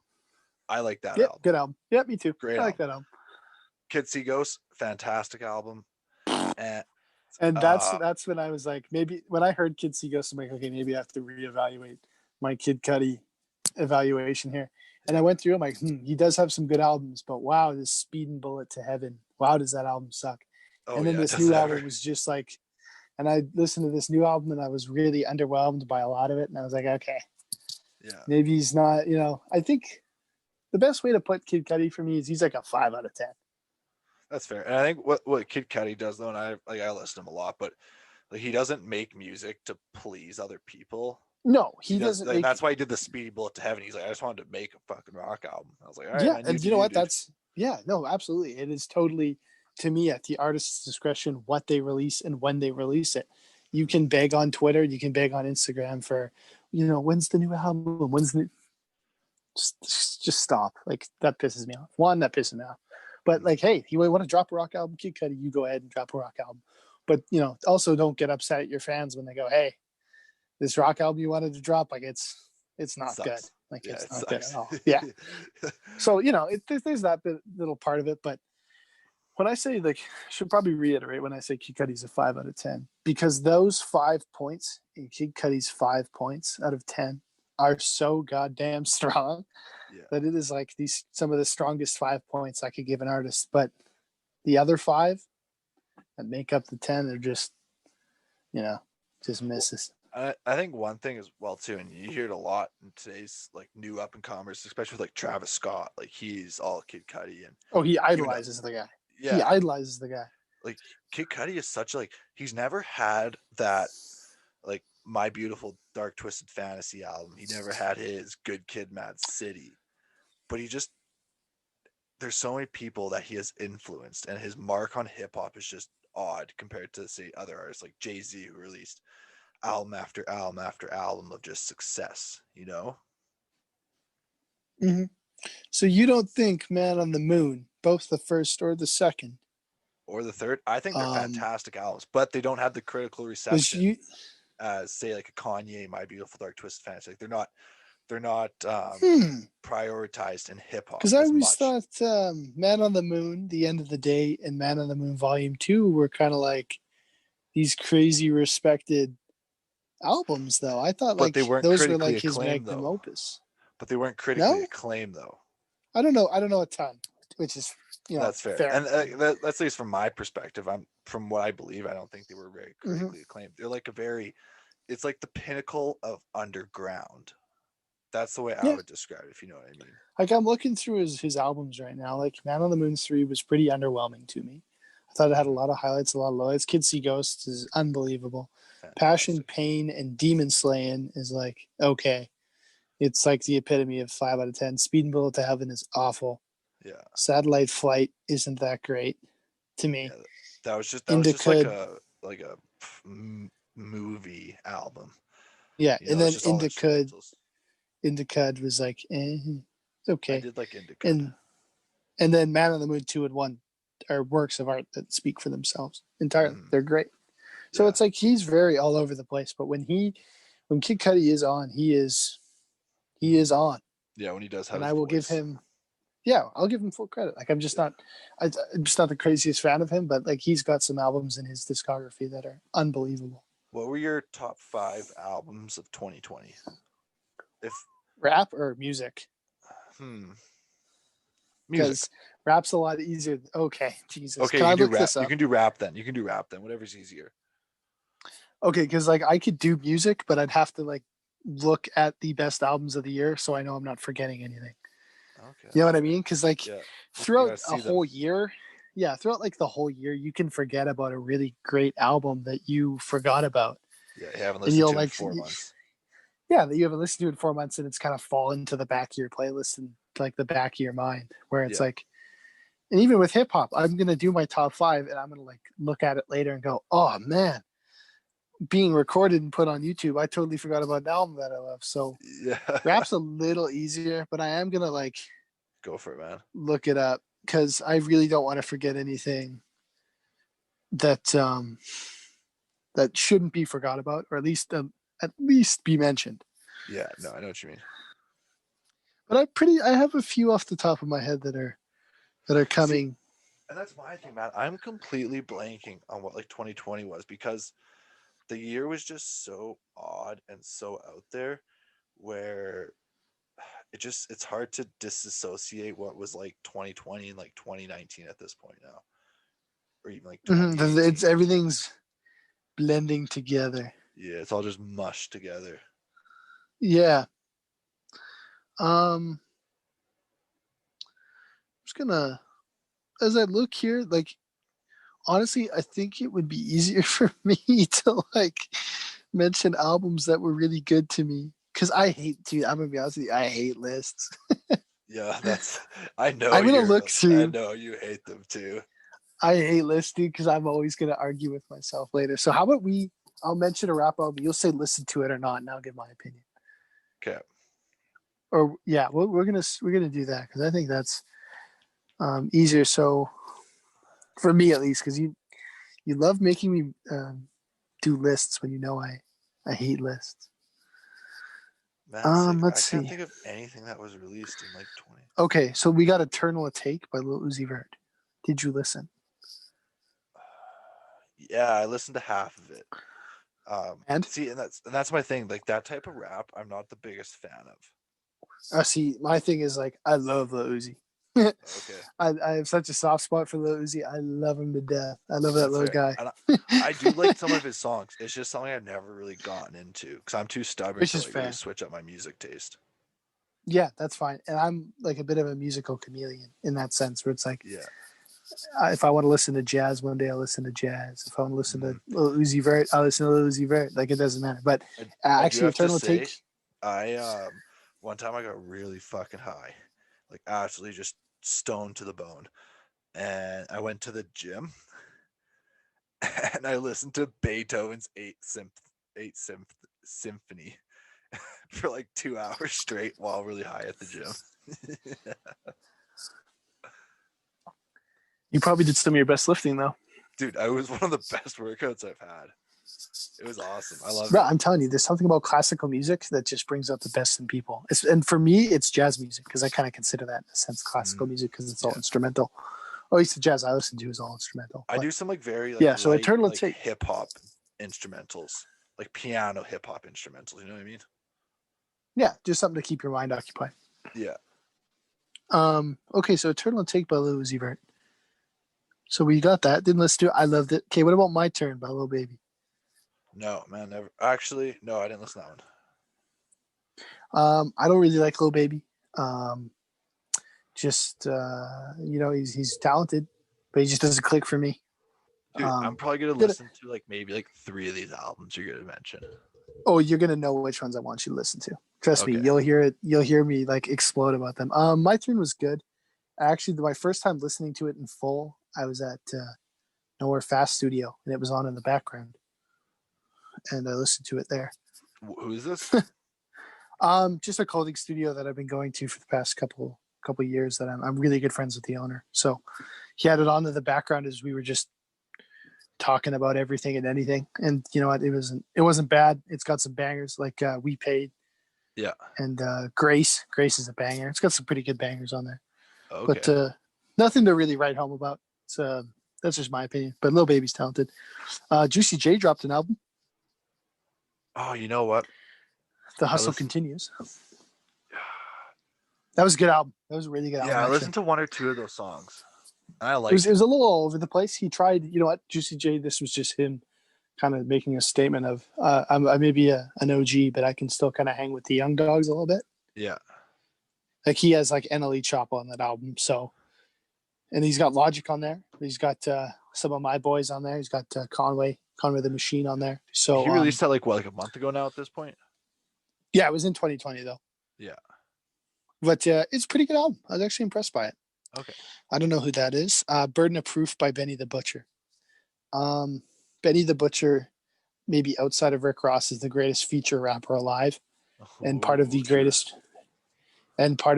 rap group alive right now. What rap group? Griselda. Okay. Really good album, but Benny the Butcher's solo stuff is not as good as his features on his counterparts in Griselda. Man, it's like 2 Chainz as well too. Yeah, you know what? 2 Chainz has actually had same with Rick Ross. They both had some successful solo work, but their best verses are saved for features, which is totally. It's probably unintentional, but it's just the way it kind of works out. Yeah, it's their rapping style. It's very like aggressive. You cannot tell me. Style. You cannot tell me. What song is that by Kanye? Devil in a what's it called? Oh my God, Red Dress. No. Oh, what's it called? It's Devil in a Red Dress. Is it? I think. Are we so. sure? I'm gonna double check. Yeah, I'm doing that because I don't think Devil in a New Dress. Oh my God, dude.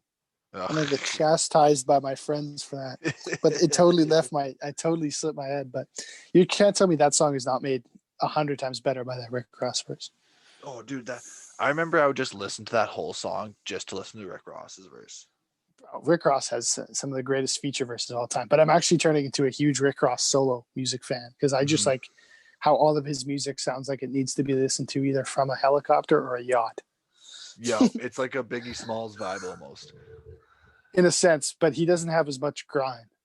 You know, he doesn't have that dirty sound as much. He's got the Biggie sound, but the Biggie sound where he's like in the most expensive place, eating and drinking the most expensive stuff. Yeah, which is what I like about Rick Ross. He's a baller. Yeah, like that's what I like about Rick Ross is every song that he has the production and the feel that it was like recorded on a yacht made of solid gold, sipping like Ace of Spades champagne.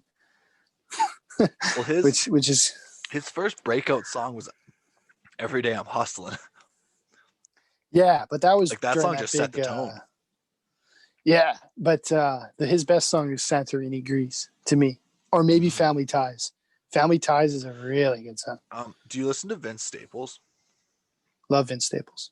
Oh, dude, because what was it? Love Vince Staples. Yeah, that was the last great album. He released, right? It was a very creative album. I loved it. It was very good. And you know what? Even though he took some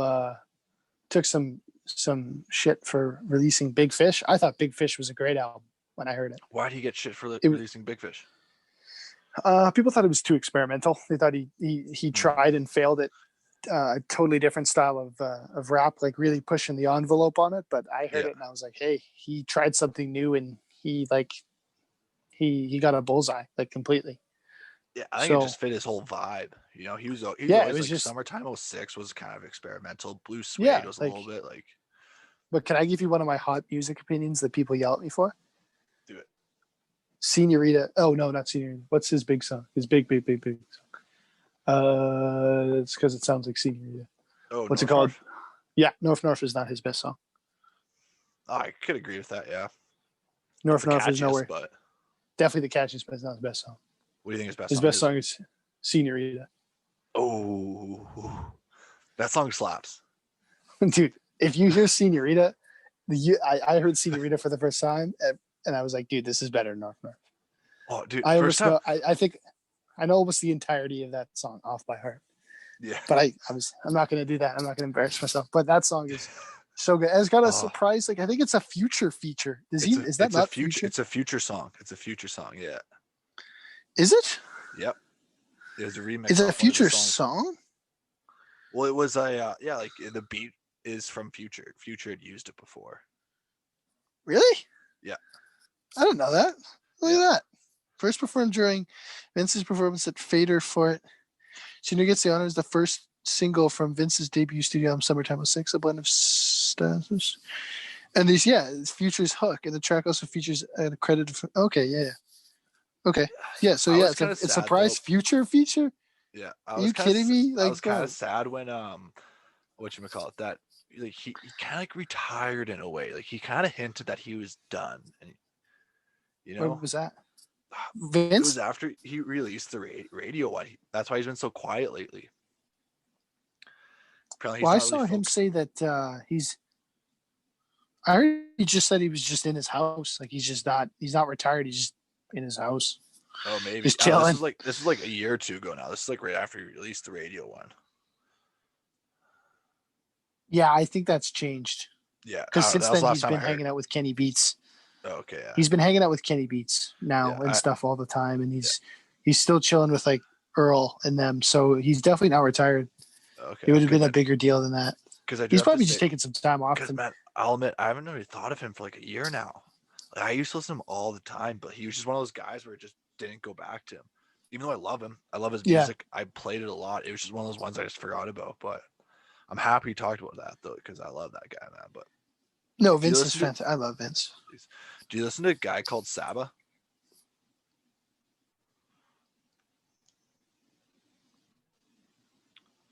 I think I saw him live. Saba. What's his big song? Huge song. Like, what's the song that you'd play me and I'd know? Because I think I might have saw him live in Quebec. Let me pull. Don't get yourself a copyright strike. Don't worry, nobody coming for me. Oh, YouTube is a strange anomaly, buddy. Don't come after anyone. You could see are going to be like the first ones that are going to be up on YouTube. Because I'm officially just recording with the video, which is nice, but maybe. Like, this is his album cover. Hold on. I think I got him confused with someone. Hold on. Let me just give this a Google. Yeah, rapper. Here we go. Oh, okay. So this is not who I was thinking it was. Okay, yeah. No, because he's like a... No, I do not. Very big vibe. But I heard Care For Me was a very good album, and I think I meant to listen to it when it came out, but I haven't. But I will give that guy a listen then. Yeah, no, he's Who was I thinking of? It's the guy who does Boca Raton. Oh, Boz. Yeah, that's what you're talking about. I saw Boz live in Quebec. You saw Boz live, bro? That'd be sick. Yeah, I saw Young Thug live, Gucci Mane, Suicide Boys, this is at Childish Gambino. Oh, Childish Gambino would be good. He was good. Tame Impala. Okay. Saw some really Boy Pablo. K Tronada I saw live. Ooh, I was geeking for K Tronada, bro. I was going crazy. Do you listen to a lot of like Dreamville's artists? I don't like Dreamville. Okay. You're TD? Or do you even like any of them? Mm-hmm. No, I love TD. Schoolboy. I just don't like Absol. Not a crazy Absol fan. Same kind of Kid. Same kind of. It's the Kid Cudi thing for me. Okay, that's fair. Just never really got into him. Have you listened? I've heard him and he's good on features, but yeah, he's a very wordy rapper. Yeah, and he's talented. I've seen some stuff like he had that crazy freestyle. He deserves all the respect, but it's just not an artist that I've heard and went, I gotta listen to. Yeah, I hear that. It's like, I gotta listen to more. I don't know. Talented guy though. Yeah, no, for sure. Do you listen to Reason though? That new guy? Oh, I saw Schoolboy Q. That's also I saw Schoolboy Q. What album was he performing? All of it. Everything. Dude, I'm sorry. It was in Quebec. It was at this music festival. If I could go to any concert, I think it might be a school. Granted, there are a few exceptions. I would need some time to think about this, but off the top of my head, is Schoolboy Q Oxymoron concert might be one of the greatest concerts of all time. Because that album, he played a lot of Oxymoron. Yeah, because like that album was just hype. Like that was. I remember the first time I listened to that album, it was because I was big into Tyler the Creator at that time, and I heard that Tyler had a feature on this guy's Schoolboy Q's album. I had a friend who was a big fan of Schoolboy Q, who knew I was a big fan of Tyler, the Creator at that point. He's like, hey, Schoolboy Q just dropped this new album with the Tyler feature. You should listen to it. And I forget the song, the actual name of the song with Tyler on it. And I listened to it, and yeah, The Purge. I listened to it, and I'm like, ooh, Schoolboy Q guy's pretty cool. And I kind of just stuck with him ever since. Damn, Schoolboy Q is actually like the OG guy who got me into rap. I remember I went on to Google and I said artists to get into, like rap artists, and like Schoolboy Q came up, like new good artists. And like, you know, his single "There He Goes" from Habits and Contradictions. Mm-hmm. When I first looked him up, that song had 40,000 views on it. And then from there, I got from Schoolboy Q to then I discovered TDE, and then that's how I like blew up with TDE. And that's how I got through all that. Right. So Schoolboy Q, that would have changed everything though. Yeah, and then like I was like, he released Habits and Contradictions, and I was like, because I was with him in Setbacks, like this is his old mixtape, and he released Habits and Contradictions, and I was like, yo, this is something fucking else. Like this is sick. And then he released Oxymoron, and I was like, oh damn, yo, like Oxymoron's going to be looked back as a classic. Schoolboy Q's great. Well too. Yeah. Who else we got on this list? Keeping on topic, so Benny the Butcher's album, good but not great. It's got a great Freddie Gibbs feature, but he's got a little bit ways to come. The new Busta Rhymes album is not that good. I like the Kendrick Lamar song though. Yes, actually, yeah, that was one of the singles, right? Mm-hmm. Yeah, no, that song is actually pretty good. I did hear that one. Welcome to O Block by King Von. Are you a King Von fan? You big in Chicago? He passed away this year. King Von. Yeah, he's a big Chicago guy. He's part of that Chief Keef tree because they're in the same. They were. Well, he's not associated. Chief Keef's not associated with them anymore. Not really. But he's part of the same gang with Chief Keef for them. Lives in LA. Still, you know what? These last couple of songs that Chief Keef has made have been some of his best songs in years. So, really? He actually wants his music. Chief Keef is very self-aware. I say this because I'm one of my phone's Chief Keef, like the artist section has, I think, 18 albums that I have with various songs off of his music. That includes mixtapes and EPs. And I'm just a huge Chief Keef fan. He's pretty self-aware. He knew that his hype was kind of dying and he was kind of falling towards the back of his limelight.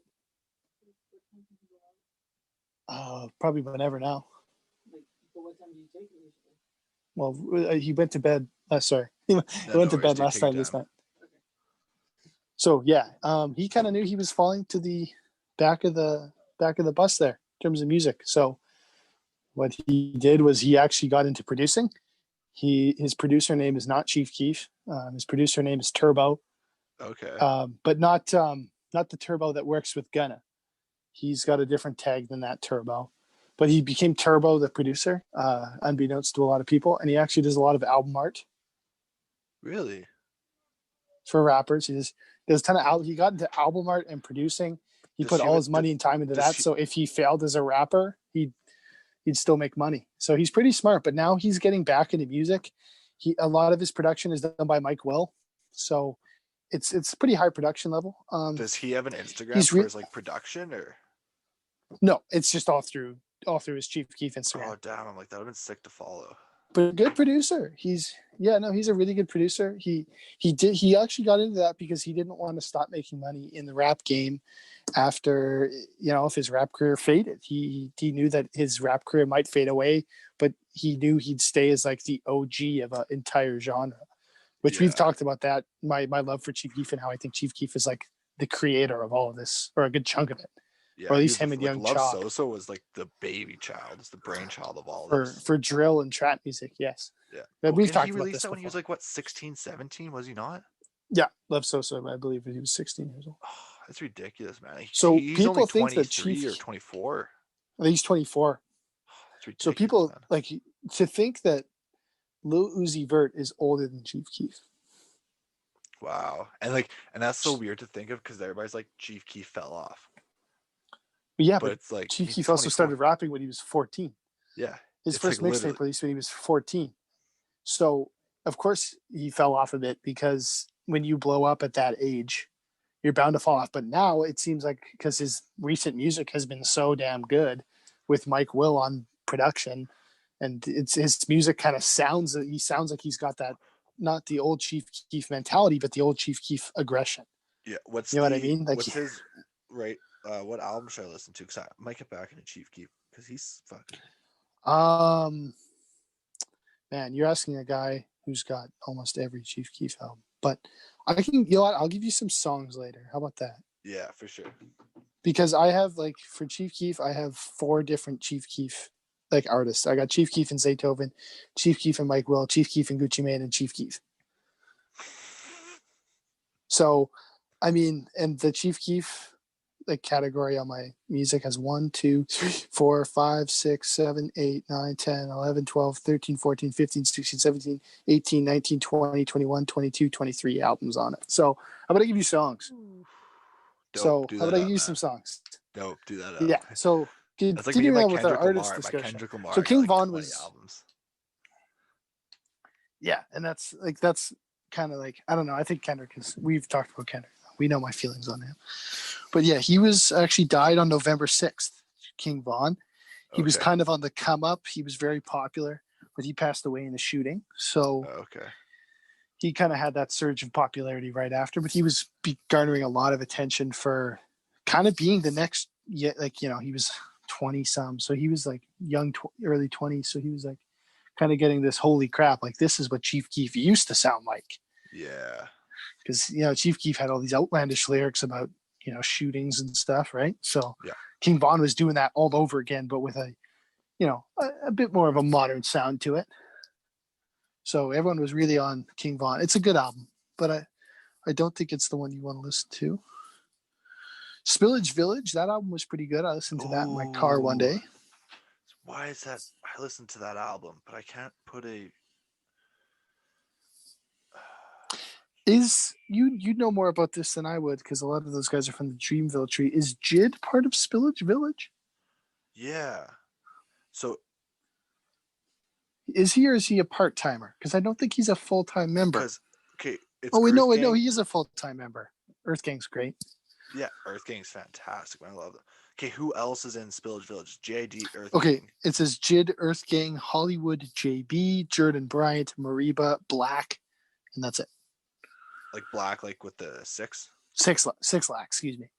Oh. 6 lakh. See, okay, because I have an album from them, and this was like an old one from like 6 years ago. Yeah, I presume it's Bears Like This Too Much. Yeah, that one. Yeah. Yeah, this is a little more that song. Yeah, this one is their new one, Spilligion. So it's pretty good album. I didn't even know they released. Oh, dude, this is awesome. It didn't necessarily blow me away, but it's definitely one of the better albums of the year. But this is, now we're getting into the stuff you got to listen to. See, and I really I love Earth Gang, man. Earth Gang's great. Earth Gang's really fun. Like, I remember the first time I heard like Wells Fargo. One of the best. I remember the first time I heard that. I remember I heard that for the first time, and I was like, I heard the intro, and I was like laughing, and then like the beat dropped or whatever. I was like, holy crap, man! You can just tell crazy. Everybody in the room was just hype when that show went down. Oh yeah, no, they're fun. They're fun. I like those. Yeah. I like those too. They're cool guys. But now this is one you have to listen to. Okay. So this is this is another guy from Griselda, but even though Griselda's a 5-person unit, because I think soon to be 6. This is so quick, tiny, small history piece. I promise. Griselda is 5 people: West Side Gun, Conway the Machine, Benny the Butcher, Armani Caesar, and Boldy James. But I think they're going to sign a guy called Stove God Cook soon. Okay. I think that's what I predict. Yeah. But so West Side Gun and Conway the Machine are half brothers. Benny the Butcher is their cousin. Armani Caesar is totally unrelated, but she's their female act. And Boldy James is good friends with West Side Gun through features, and he's from Detroit, and he got signed. But Armani Caesar, Conway the Machine, West Side Gun, and Benny the Butcher are all from Buffalo, New York. Okay. So they have that very gritty 90s sound, and they're bringing that back. And I got into them because West Side Gun's Supreme Blind Tell album got really positive reviews. And they're huge wrestling nerds like me. Okay, yeah. So they use a lot of like sampling from wrestling and a lot of bars that have wrestling references, but that's not just it. They actually all have had stints in jail for cocaine distribution and possession. Ooh, okay. So they're very like gritty guys with crazy. And right now, to me, the best rapper alive is a tie between Freddie Gibbs and Conway the Machine. Ooh. Hi. It's a tie for me. Really? Yeah, and it's between Conway and Conway's album this year, From King to a God, is a must listen to. Okay, what's his name again? Conway the Machine. Conway. Yeah, Conway the Machine, From King to a God. Okay. Great. Like the guy has like bars. Like unbelievable bars. Okay, weird. And his another album he dropped this year was good too. It was produced by my favorite producer of all time. It was called Lulu. That album is unreal too. Oh wow, he releases a lot. Yeah, all of them do. That's kind of, they have that saturation kind of thought where the more work we put out in a year, the more people are going to pay attention to us, and it's worked. That's fair. And that's one thing I like when, especially on like the come up, like when you do get all that music. And then I think what's the nice thing is then once you see them kind of reach that pinnacle of being, they understand the artwork, they understand the music, then they slow it down and they release it like once every few years, like what like Kendrick Lamar, like J. Cole and doing it right now, right? And see, these guys have been around since 2014, 15, but they're just gaining traction. But Westside Gunn, like he's like the big, most popular member, although he's not the most talented. Yeah. For whatever reason, he just gains the most attention, which is fine because his music is really, really good too. Yeah. Once you get past that, he's got a very unique voice and a unique kind of delivery and unique ad libs. Like once you get past all that, he's got fantastic music. But he'll release, I think last year or 2019, he released like 6 albums in a year. Oh wow, I like his like artwork, complete Conway albums. the Machine. His Mm-hmm. Cool. No, yeah. So definitely listen From King to a God. Okay. Only for Dolphins. That's a good album. I don't think it's Action Bronson's best work. I didn't like it either. My friends give me flack for it all the time because they think he sucks, but I love Action Bronson to death. But I didn't think it was his best work, but I thought it was a pretty good little album. You know what? The more I listen to it as it comes up in my playlist, the more I'm like, it's pretty good. This is fun. Yeah, it grows. King's Disease by Nas. I'm not going to get into it. Nas makes me sad now. Yeah, it didn't do it for me. Limbo by Emmitt was one of the biggest surprises of the year for me. Really? Well, Emmitt was bridging on that. I'm not going to say who, but that corny level of rap for me. Logic. Yeah, maybe. What'd you think of his last album? That was terrible. You didn't like it? I don't like any Logic album. That's fair. And I know you love Logic, so I try to be respectful. But no, it's fair. I understand why people don't like him. Yeah, and that's fair. But I'm just, you know what? He's just not my guy, and he's not as bad as Russ. I'll give him credit. He does have a lot more ability. He's got a ton of ability. Just he's a fantastic he's a fantastic writer when it comes to hip hop. Sometimes.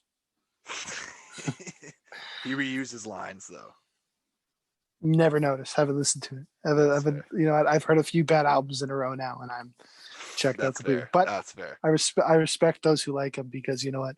I can see how that kind of stuff appeals to people. But you have a lot of other music taste that saves you. But Limbo, he was bridging on Emmitt was bridging on corny rap with his couple albums, or one album that was okay, and then one that wasn't really good at all, except for like one song. But Limbo, he comes through with a very kind of surprising new kind of sound, and it was really, really good. Actually, it was one of the better. Actually, to me, one of the better rap albums of the year. Not going to crack my top 10 or 5, I don't think. Maybe my bottom of my top 10, like 10 or 9. But very good. I was very impressed. Huh. The Outrunners by Currency and Harry Fraud. That's one you should consider listening to. I already listened to it, man. Yo, Currency. Oh, you did? Currency's Currency he's is a my boy. spinner. I Spinner. love him. He's one of those guys you can just kind of put, because he releases so much stuff where it's kind of hard Yeah. to keep up with him. But like, it's just a He's vibe. friends with he's really good friends with the Griselda crew. Oh, really? Because Currency's that whole tree of Griselda friends and collaborators is very, very tight knit. Okay. Um, Well, because Currency's it's- like underground, but he's like the king of underground almost. yeah, he's got one of the most loyal fan bases in rap. Oh, it's fabulous, man. I love his music. Yeah, Currency's that was great. And you know what? Harry Fraud's a fantastic producer. Mm-hmm. Yeah. I think he did. Don't get me twisted. La Musica de Harry Fraud, baby. He did.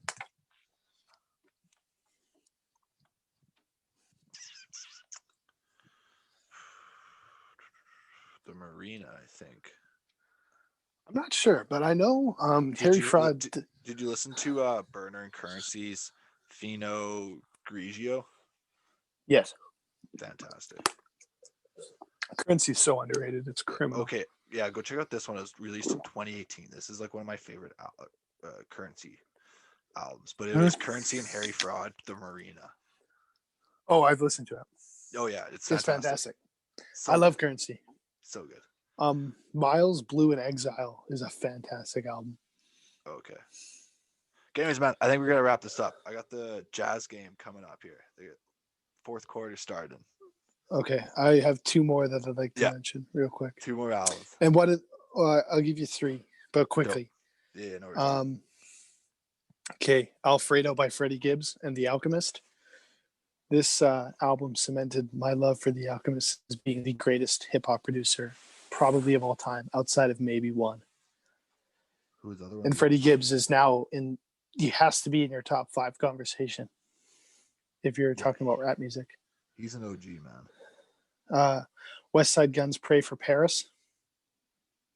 Fantastic album. Probably his best album to date outside of Supreme Blientele.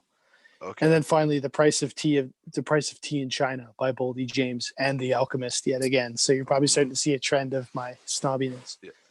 Have you listened to Currency, Freddie Gibbs, and The Alchemist, Fetty? That's fantastic. Yeah, good one. Good Yeah, one. dude, The Alchemist is my favorite rap producer of all time, and to me, probably the best. Maybe, outside of Madlib. Mhm. But depends. I prefer The Alchemist, and I do think he's probably the greatest rap producer of all time. Hey, man, everybody's entitled to their own opinion. Anyways, Farva, thanks for coming on, man. Oh, it's always my pleasure, bro. I'm glad I could bore everyone again. Nah, man, I love this car. I would keep on going if it wasn't 10:30 at night and the Jazz weren't going in the fourth quarter. Go watch you Jazz. Tell Donovan Mitchell I texted him and told him good luck. He hits me up all the time, bro. Oh yeah, get him on the podcast with me, yo. Yeah, I'll send him a nice note. I'll send you some songs. I'll send you some albums. Yeah, and I'll send you some those ads. people as well too. Those wrestlers. Mm-hmm. Dope, bro. Of course. Dope, man. Of course I will. I appreciate it. Homie. All right, brother. Pleasure as always, man. I'll come back on whenever you're struggling for viewers. Don't worry. Yo, I'll be buddy. that guy. Yeah, I'll be that guy. I love it, man. Yeah. I'll be the relief pitcher. Yeah. Hey, those are the most important people. Hey, man. Everyone needs a closer. Yeah, literally. All right, take care, man. Stay safe. Peace, brother. As always. Adios.